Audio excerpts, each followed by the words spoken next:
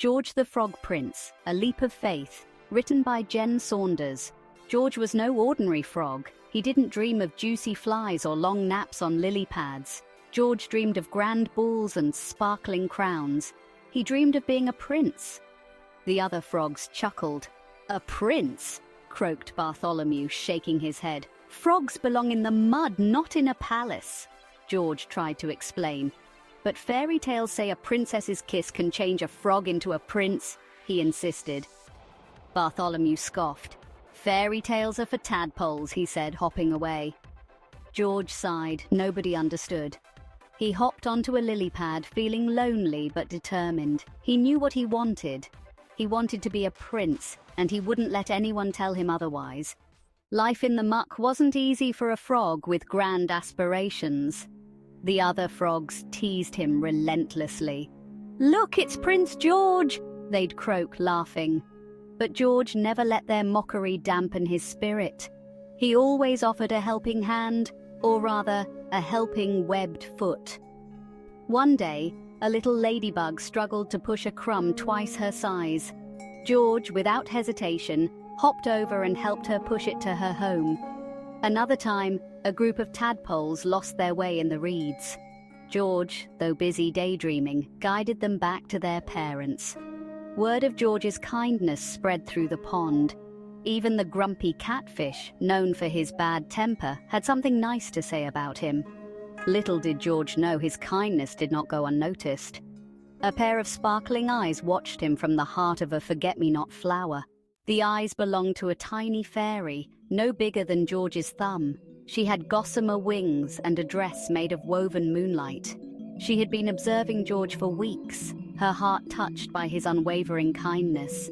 "Such a pure heart," she whispered, in a creature so small. One evening, as George sat by the pond, singing a wistful tune about princes and princesses, the fairy revealed herself. George gasped, his eyes wide with wonder. He had never seen anything so beautiful.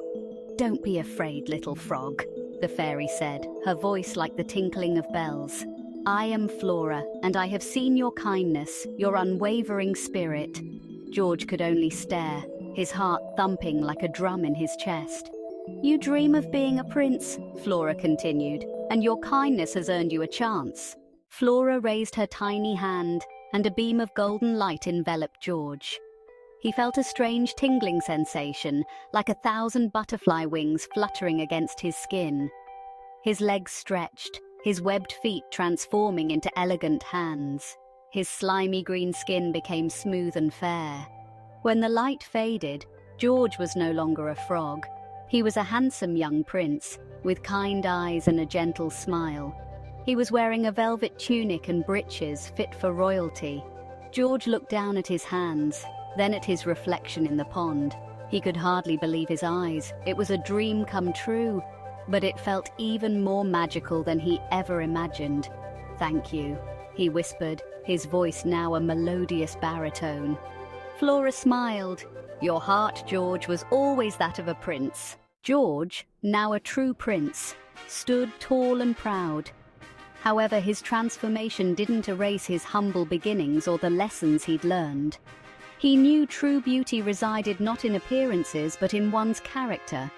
He vowed to spread kindness and compassion throughout the land. He bowed to Flora. "But what about the princess?" he asked, remembering the fairy tales. Flora chuckled, her tiny wings fluttering. "The princess is not something you find, dear George, but something you earn." She explained that a true princess, worthy of his kind heart, wouldn't be swayed by titles or riches. She would value the goodness within. With a final sprinkle of fairy dust and a gentle nudge towards the nearby kingdom, Flora disappeared. George, filled with a mix of excitement and nervousness, set off on his new adventure, ready to prove his worth beyond his princely appearance. The world outside the pond seemed vast and daunting, but George faced it with the same unwavering spirit he'd always possessed.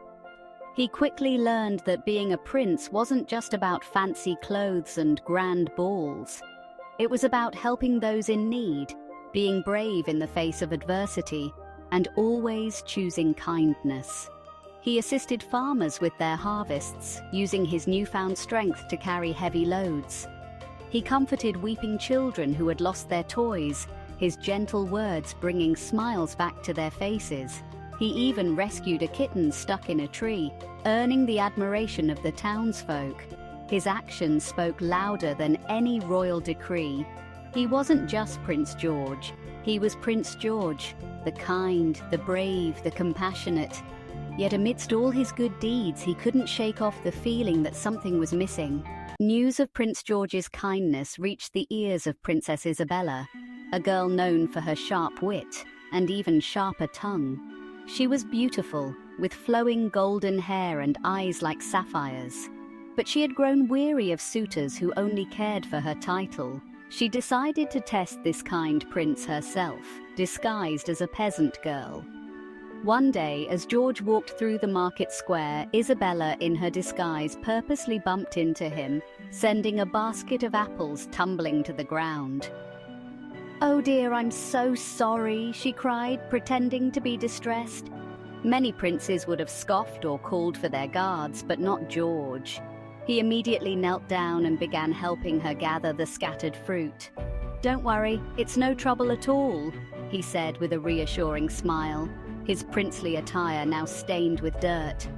Isabella, observing his genuine concern, felt a warmth spread through her. Could this prince, so humble and kind, be different from the rest? As they gathered the apples, Isabella, still in disguise, peppered George with questions, testing his character.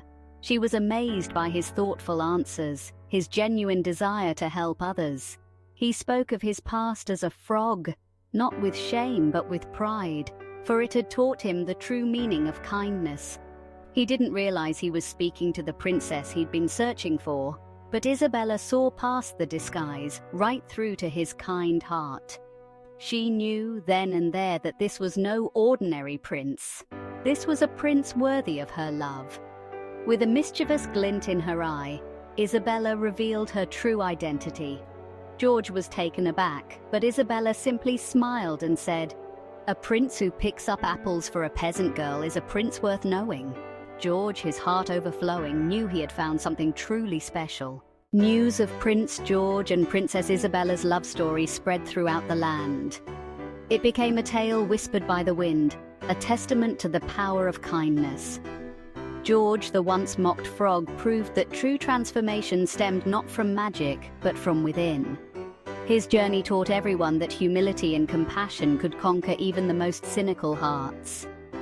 And so, the frog who dreamed of being a prince lived happily ever after, not just because of a fairy's blessing, but because of the kindness he carried within him.